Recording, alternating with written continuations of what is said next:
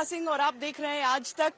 इस बार की दीपावली प्रभु श्री राम वाली 500 वर्षों से प्रतीक्षा थी कि श्री राम लला अपनी जन्मभूमि पर विराजमान होंगे और यहाँ अयोध्या में राम जन्मभूमि पर प्रभु श्री राम के विशाल मंदिर में स्थापित होने के बाद, प्राण प्रतिष्ठा के बाद, मंदिर आम लोगों के लिए दर्शनों के लिए खुलने के बाद ये पहली दीपावली है और इसीलिए इस बार की दीपावली का महत्व बहुत अधिक बढ़ जाता है। जा पर कृपा राम की होई, ता पर कृपा करहि सब कोई।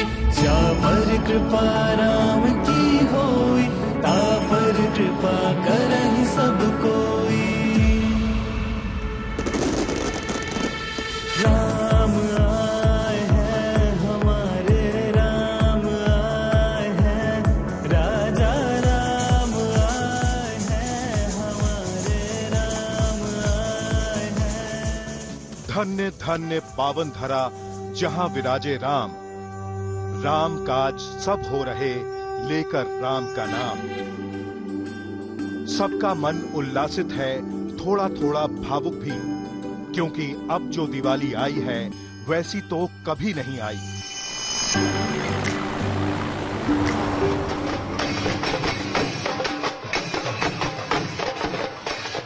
500 साल बाद दिवाली मन रही है राम लला के जन्मभूमि पे, तो सारे कलाकार बहुत ही खुश हैं। बहुत ही अच्छा लग रहा है और इस बात की खुशी है कि हम यहीं के हैं, हम अयोध्या से ही हैं। इस बात की और ज्यादा खुशी है हमें।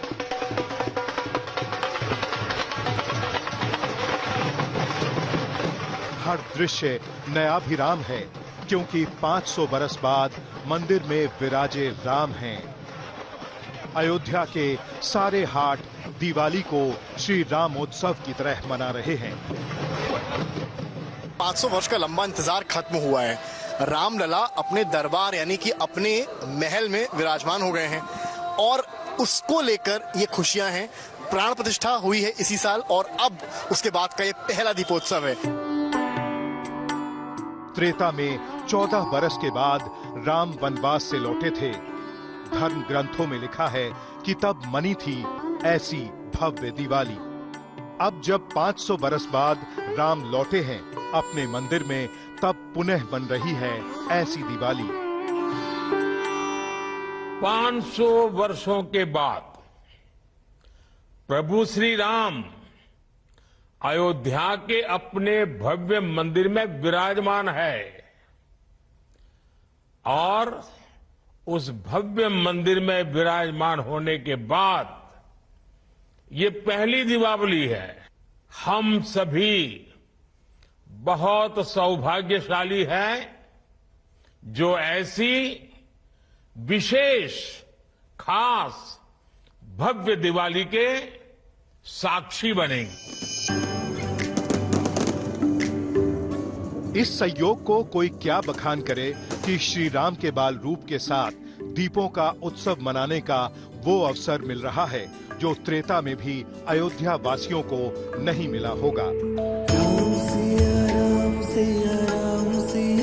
स्वर्ण कणों सी जगमगाती अयोध्या के माध्यम से बाल श्री राम की दिवाली का साक्षी देश बन रहा है।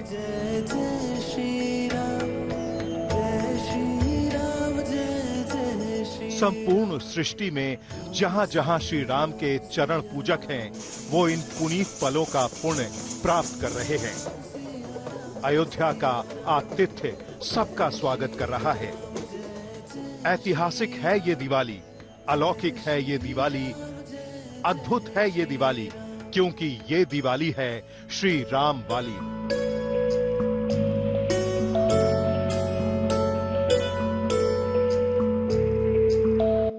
हर वर्ष पिछले 8 सालों से हर वर्ष दीपोत्सव का पर्व यहाँ पर मनाया जाता रहा, यहाँ तक कि एक परंपरा में शामिल हो गया। लेकिन इस बार अलग ये है कि केवल दीपोत्सव नहीं बल्कि दीपावली के पर्व और उसके बाद भी अयोध्या नगरी दीपों से जगमगाती रही।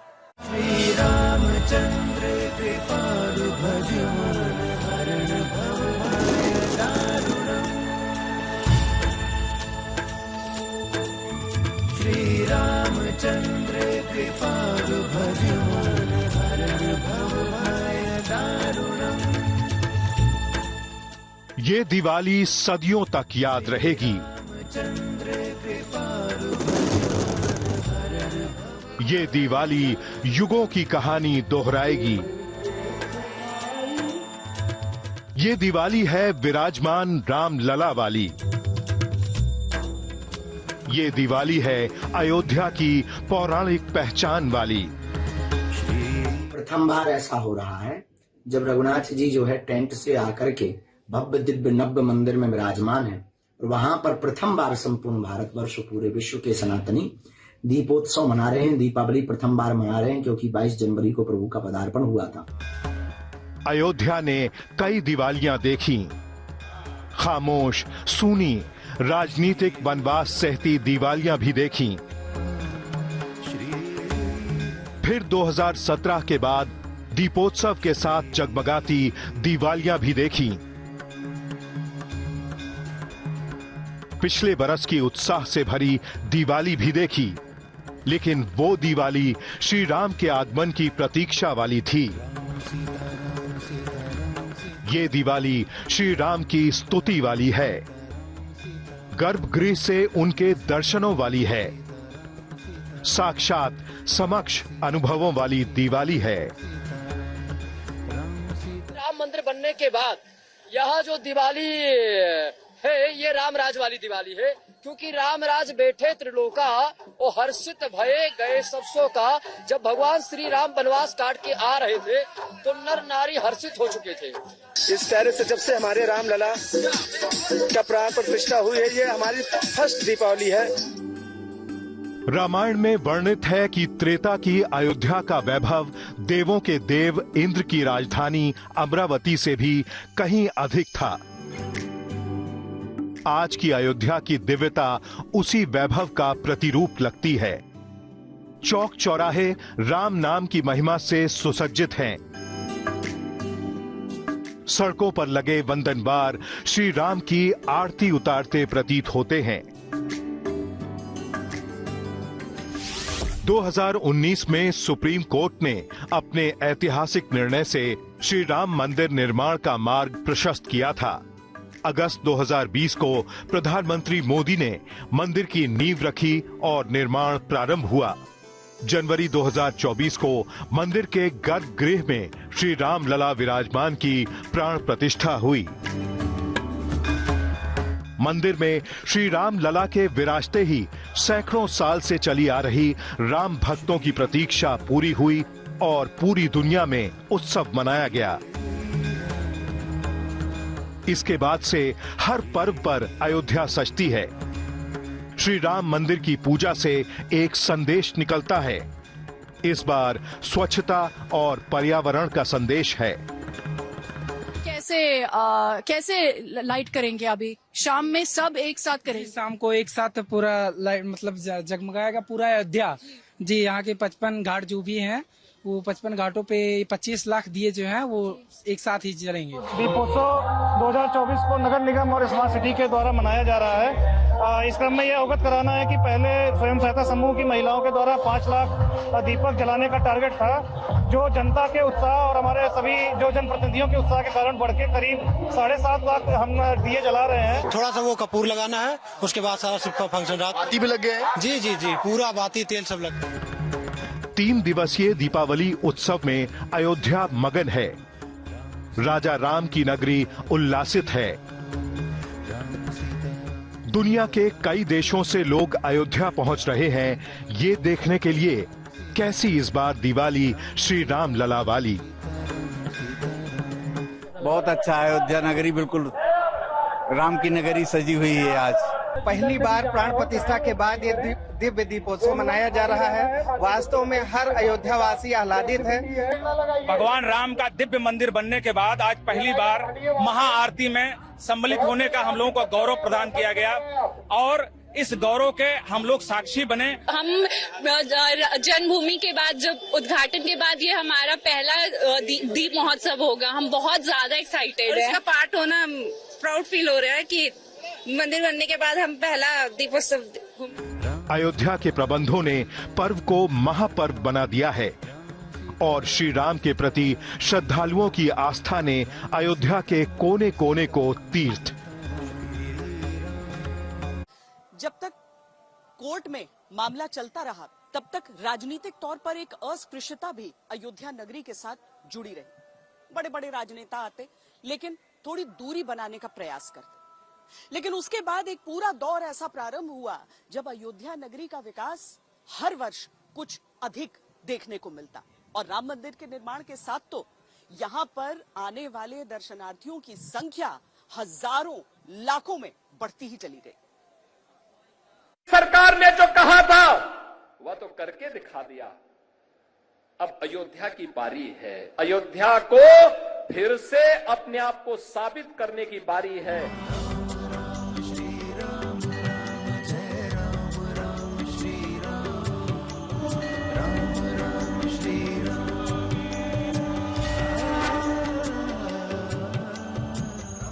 दीपोत्सव में मुख्यमंत्री योगी आदित्यनाथ सम्मिलित हुए और उस परंपरा का निर्वहन किया जो वो 2017 से मुख्यमंत्री बनने के बाद से करते आ रहे हैं। बातों बातों में उन्हें वो वादा भी याद आया जो अयोध्या के लोगों ने उनके मुख्यमंत्री बनने के बाद पहली बार उनसे मांगा था। प्रथम संस्करण में जब हम लोग आए थे, राम कथा मंडप भी छोटा था, भीड़ में उत्साह था, लेकिन एक ही स्वर गूंजता था और वह स्वर एक ही गूंज रहा था, एक ही नारा लग रहा था। वह नारा था, चाहे वह संतों की ओर से चाहे वह भक्तों की ओर से, एक ही नारा था कि योगी जी एक काम करो, मंदिर का निर्माण करो।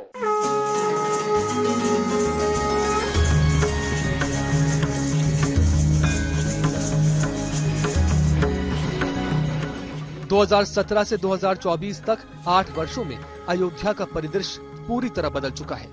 अब पूरी अयोध्या ही राम का मंदिर है। अयोध्या का कोना कोना विकास की नई कहानी कह रहा है। दिवाली पर दमकती अयोध्या का सच सिर्फ इस पर्व पर जलती जगमगाती बत्तियां ही नहीं है, बल्कि 31,000 करोड़ की वो योजनाएं हैं जिन्होंने अयोध्या की काया पलट कर रखी।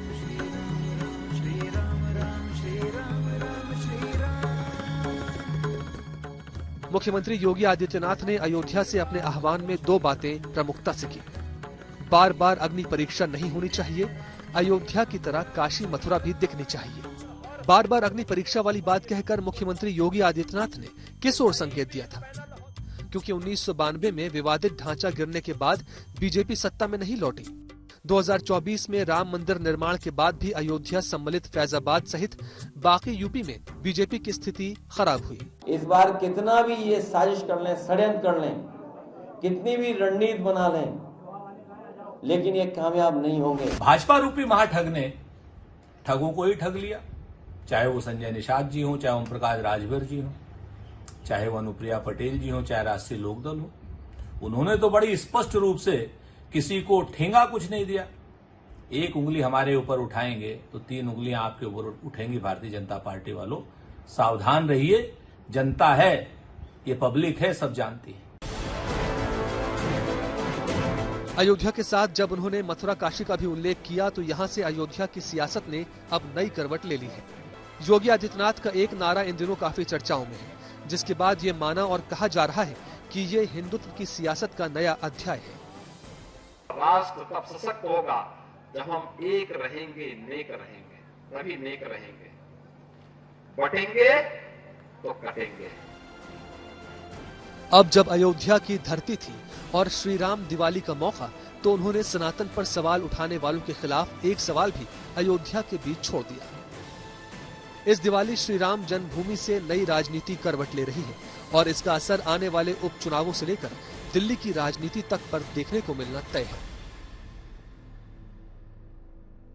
प्रभु श्री राम का एक नाम अवधेश भी है, जिस कारण इस पूरे क्षेत्र को अवधपुरी भी कहा जाता है। लेकिन अब यहाँ पर अवधेश नाम के मायने बहुत अलग हो गए हैं, क्योंकि लोकसभा चुनावों में जब समाजवादी पार्टी के नेता अवधेश प्रसाद यहाँ से जीत गए तो उसे देश की राजनीति में बीजेपी की एक संपूर्ण हार के तौर पर दिखाया गया। दरअसल देश की राजनीति में आज अयोध्या के मायने भी बड़े हैं, संकेत भी बड़े। श्री रामचंद्र कृपालु भज मन हरण भव भय दारुणम् श्री रामचंद्र कृपालु भज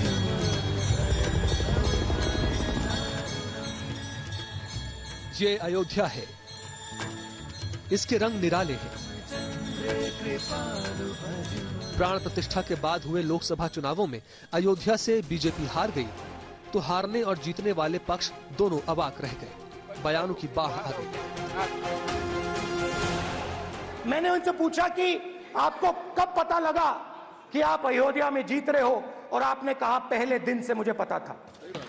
सही बात। और मैंने कहा ये क्या हुआ? उन्होंने कहा राहुल जी, अयोध्या में एयरपोर्ट बना, अयोध्या की जनता से जमीन छीनी गई। एक जीत और अध्यक्ष महोदय हुई है। मैं जानता हूं सत्ता पक्ष बैठे वाले लोग समझ गए होंगे। अयोध्या की जीत भारत के परिपक्व मतदाता की लोकतांत्रिक समझ की जीत है, और हम तो अध्यक्ष महोदय यही सुनते आए हैं, होए वही जो राम रची राखा। यह है उसका फैसला। तुलसीदास ने यहाँ तक कर लिया है कि दैविक दैविक भौतिक तापा राम राज काहू न व्यापा। उनके राज में किसी को किसी प्रकार की तकलीफ नहीं, लेकिन अफसोस है कि मर्यादा पुरुषोत्तम राम की जो मर्यादाएं थी, भारतीय जनता पार्टी की सरकार ने उन मर्यादाओं को विखंडित करने का काम किया था, तोड़ने का काम किया था, और लोगों के बीच उनके घर को ढहा करके, उनकी जमीन को कौड़ियों पर लेकर के, उनको मुआवजा न दे करके उनको भयभीत करने का काम, तो राम की जो मर्यादाएं थी उनको तोड़ने का काम किया। राजनीति के निशाने पर बीजेपी आई और आम लोगों के निशाने पर अयोध्या। हार का गुस्सा अयोध्या पर निकाला जाने लगा, लेकिन अयोध्या तो श्री राम की नगरी है, लांछन भी मर्यादा से सहती है। भारतीय जनता पार्टी और भी सीटें हारती उत्तर प्रदेश में। आप जब अयोध्या का नाम ले रहे हैं, अयोध्या की जनता का मैं धन्यवाद देता हूं। अयोध्या की जनता का दुख दर्द आपने भी समय समय पर देखा होगा। उन्हें जो उम्मीद थी वहां की जनता को, जिस तरह के सरकार का कामकाज था, लोगों को मुआवजा नहीं दिया सही जमीन का, लोगों के साथ अन्याय किया, आपने मार्केट की कीमत से जमीनें नहीं ली उनकी। जब लैंड एक्विजिशन करने के लिए आप चले तो आपने दबाव बना करके, झूठे मुकदमे लगा करके उनसे जमीन छीन ली। आप किसी पुण्य काम के लिए आप गरीबों को जान रहे हैं। तो इसीलिए मैं समझता हूं अयोध्या और आसपास की जनता ने भारतीय जनता पार्टी के खिलाफ मतदान किया। सभ्यताओं के युगों पुराने इतिहास में राजनीतिक घटनाक्रम क्षणिक होते हैं। अगर अयोध्या को देखा जाए तो उस जगह से बीजेपी नहीं हारी थी। जिस लोकसभा फैजाबाद में अयोध्या क्षेत्र पड़ता है, बीजेपी उस फैजाबाद से हारी थी। लेकिन श्री राम के वनवास से लेकर माता सीता के वनगमन तक परीक्षा देने की परंपरा इस बार भी अयोध्या को निभानी पड़ रही है। होई वही जो राम रची राखा, यह है उसका फैसला। जिसकी लाठी में नहीं होती आवाज, जो करते थे किसी को लाने का दावा, वो हैं खुद किसी के सहारे के लाचार। जहां भगवान श्री राम का मंदिर भव्य मंदिर 500 वर्षों के बाद निर्माण कराते हैं, और बड़े बड़े एयरपोर्ट और रेलवे स्टेशन, बड़े विकास का निर्माण कराते हैं, तो कहीं न कहीं जो जनता के बीच में मैं पहली बार कह चुका हूं, भ्रम पैदा किया है। जनता ने साफ साफ अयोध्या में जनादेश दे दिया कि राम के व्यापारी हैं भाजपा वाले, और इंडिया गठबंधन राम की पुजारी है। विधायक ने, किसी बड़े नेता ने, चाहे वो जिला स्तर का रहा हो चाहे अन्य स्तर का रहा हो, और किसी ने यह भितरघात किया है। जहाँ पे उन्होंने राम मंदिर प्रतिष्ठा किया, उसी लोकसभा क्षेत्र से बीजेपी की हार हुई। प्राण प्रतिष्ठा के बाद अयोध्या राष्ट्रीय पटल पर छाई हुई थी। यही कारण रहा कि फैजाबाद की हार अयोध्या कह के प्रचारित होती रही। लेकिन एक इतिहास है इस सीट का जो राजनीति की कहानी का असली मर्म समझाता है। 1985 में जब बीजेपी राम मंदिर का संकल्प लेकर राष्ट्रीय राजनीति में छाई हुई थी, उस समय भी फैजाबाद के सांसद कांग्रेस के निर्मल खत्री थे। 1989 में बीजेपी का असर काफी बढ़ चुका था। तब फैजाबाद से भारतीय कम्युनिस्ट पार्टी के मित्रसेन यादव अयोध्या से सांसद चुने गए। 1991 में फैजाबाद सीट बीजेपी को मिली और विनय कटियार सांसद बने। 1996 में भी विनय कटियार ही बीजेपी से सांसद रहे। 1998 में समाजवादी पार्टी से मित्रसेन यादव फिर जीत गए। 2004 में मित्रसेन यादव बीएसपी से सांसद बने। 2009 में कांग्रेस के निर्मल खत्री ने फैजाबाद सीट जीत ली। 2014 और 2019 में बीजेपी के लल्लू सिंह यहां से सांसद रहे। 2024 में समाजवादी पार्टी के अवधेश प्रसाद फैजाबाद से सांसद बने। अयोध्या की परीक्षाएं अभी बाकी हैं, क्योंकि 2024 के लोकसभा परिणामों के बाद देश की राजनीति ही बदल चुकी है। इसी अयोध्या में पड़ती है विधानसभा मिल्कीपुर। मिल्कीपुर से विधायक थे अवधेश प्रसाद, तो फैजाबाद से सांसद बन गए और अब इस सीट पर होना है उपचुनाव। हालांकि 9 सीटों पर उपचुनावों से मिल्कीपुर उपचुनाव को तकनीकी कारणों से अलग रखा गया है, लेकिन राजनीति है तो मिल्कीपुर का मुद्दा गर्म है। आज 4.5 महीना हो गया इस्तीफा दिए। अब उसी समय भारतीय जनता पार्टी के जो उम्मीदवार हमसे हारे थे, उन्होंने एक रीट दायर किया था। तो जब हमने इस्तीफा दे दिया तो उनको चाहिए था कि अपनी रीट वापस कर लेते, लेकिन अफसोस है कि 4.5 महीना हो गया रीट वापस नहीं किया था, केवल ये कि चुनाव के डर से। और जब चुनाव डिक्लेयर हुआ तो उसमें आया कि मुकदमा न्यायालय में है। अब न्यायालय में रिट दायर करने के लिए गए, लेकिन न्यायालय में प्रोसीजर चलता है, नियम चलता है, कानून चलता है और एस्टेब्लिश रूल चलते हैं। मिल्कीपुर में बीजेपी की जीत का उत्तरदायित्व खुद योगी आदित्यनाथ ने अपने कंधों पर ले रखा है। अखिलेश भी इस सीट पर जीत हासिल करके लोकसभा की जीत को पुख्ता करना चाहते हैं। राजनीति नए रूप में कुछ दिन बाद फिर दिखेगी। फिलहाल अभी श्री राम की नगरी में दीपों का उत्सव है।